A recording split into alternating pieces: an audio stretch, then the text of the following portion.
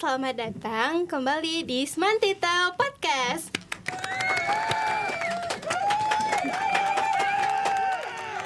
Oke guys, jadi pada podcast hari ini kalian bakal ditemenin sama aku sendiri, yaitu Khaira. Nah, jadi pada hari ini kita kedatangan bintang tamu spesial nih dari salah satu tim kedisiplinan yang ada di SMA Negeri 3 Bukit Tinggi, yaitu Bunda Eva Yanti.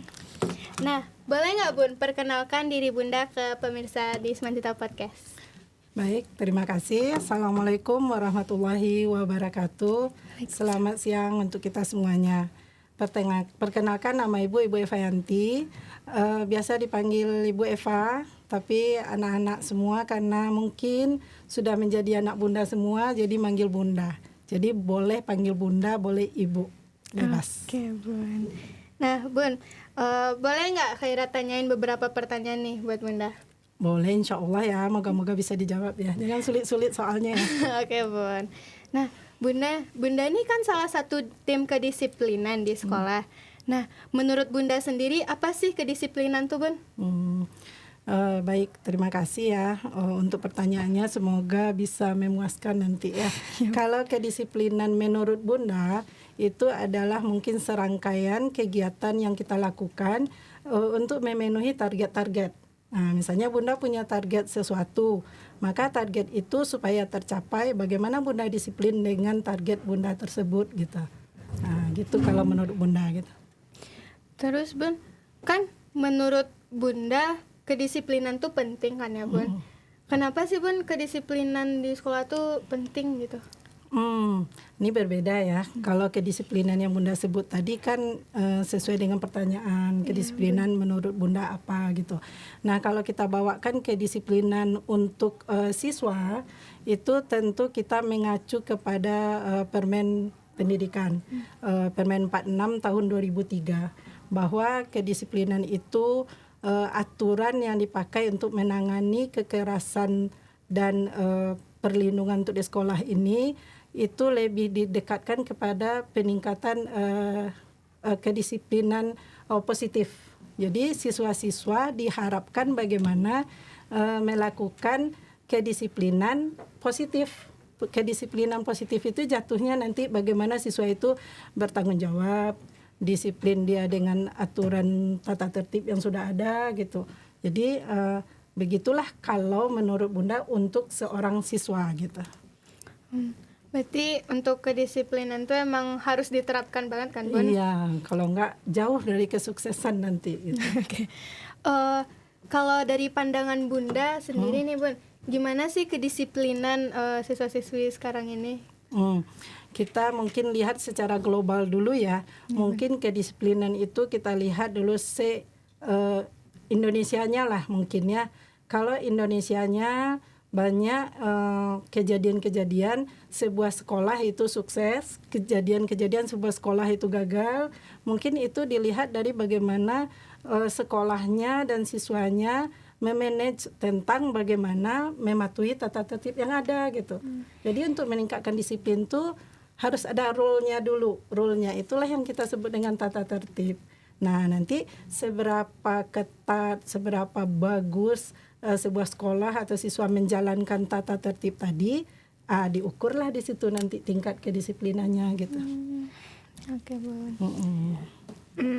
Berarti kalau menurut Bunda nih, sekarang siswa-siswi SMA 3 udah disiplin belum, Bun? Berarti kita pindah ke rumah sendiri ya. Iya, Bun.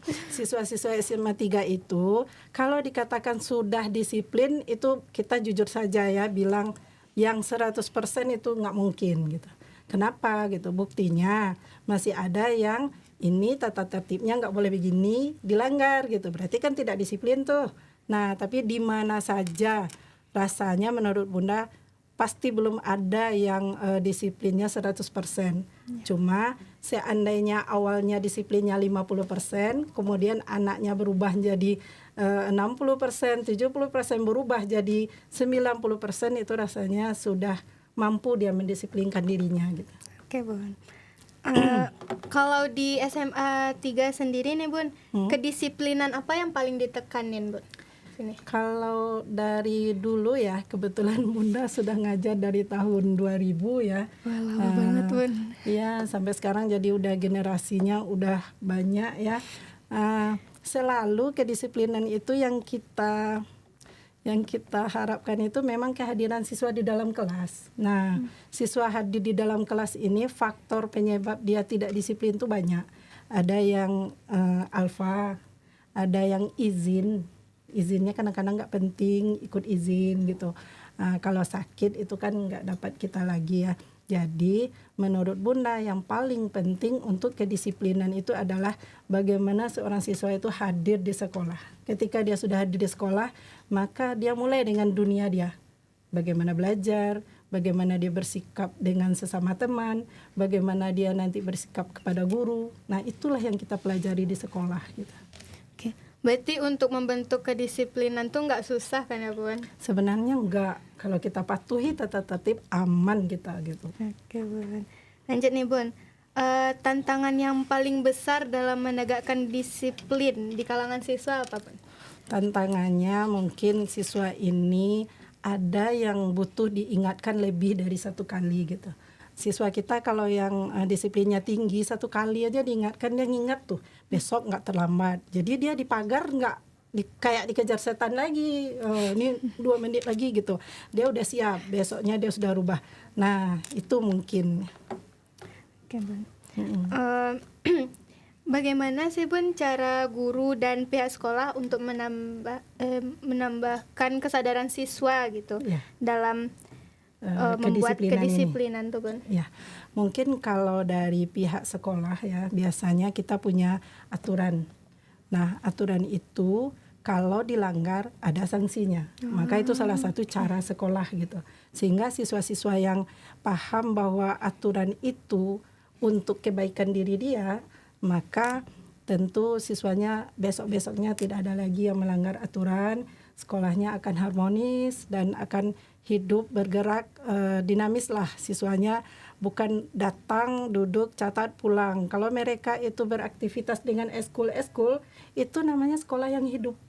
Nah, jadi sekolah yang bagus itu menurut Bunda bukan pergi datang kemudian bel pulang habis semua, bukan seperti itu. Tapi mereka itu bergerak, bagi yang berbakat di sini dia kerjakan. Nah, itu untuk disiplinnya nggak boleh mengganggu tugas utama belajar gitu. Tapi ya Bun, terkadang ada nih beberapa siswa-siswi yang merasa tertekan sama sanksi ya Bun. Itu gimana Bun cara nanggepin yang ngerasa tertekan tuh Bun?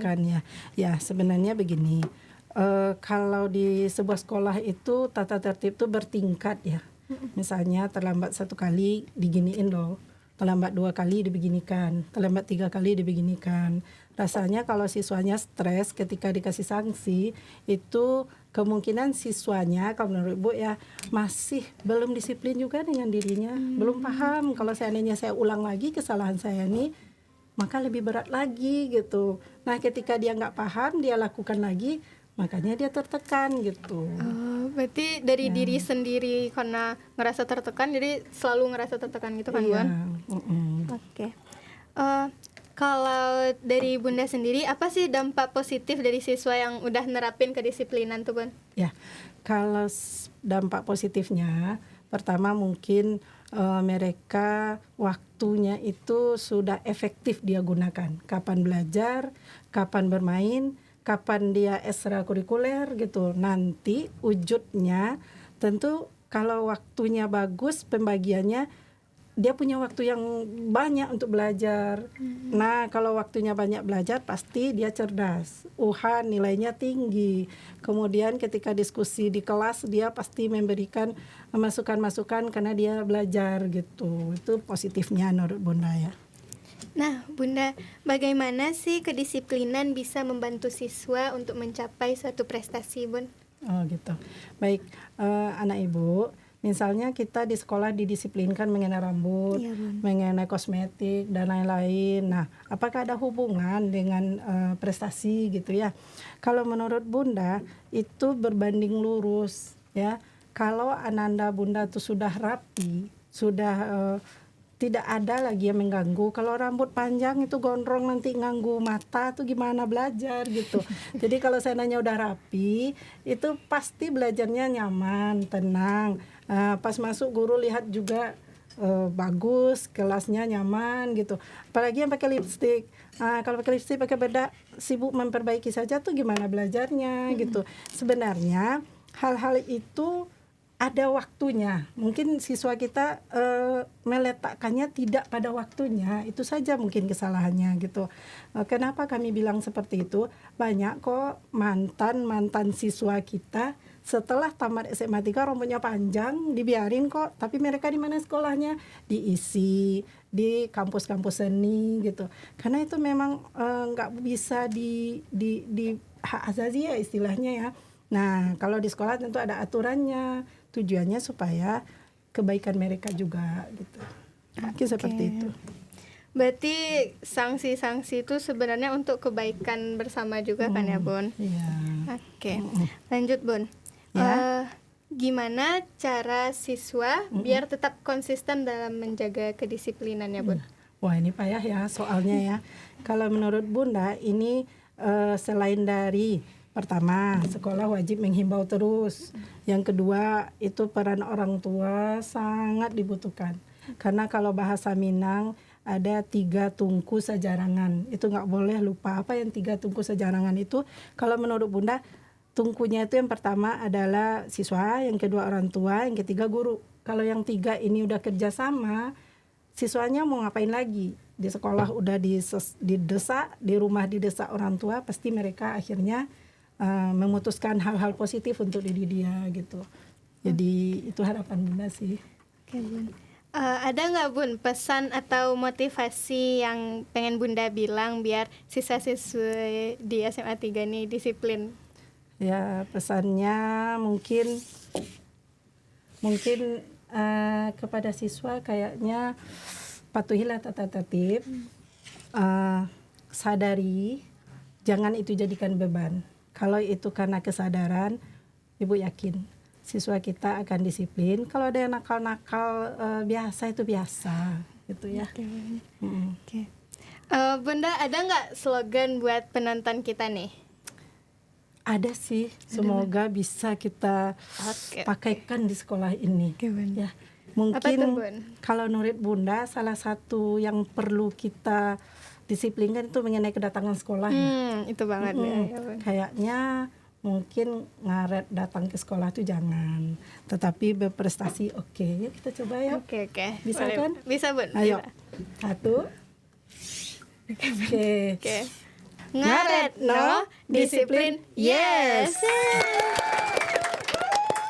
Oke, makasih ya Bun buat pesan-pesan buat pemirsa kita kali ini. Sekian podcast kami hari ini. Mohon maaf kalau ada kesalahan. See you next time guys. Bye bye.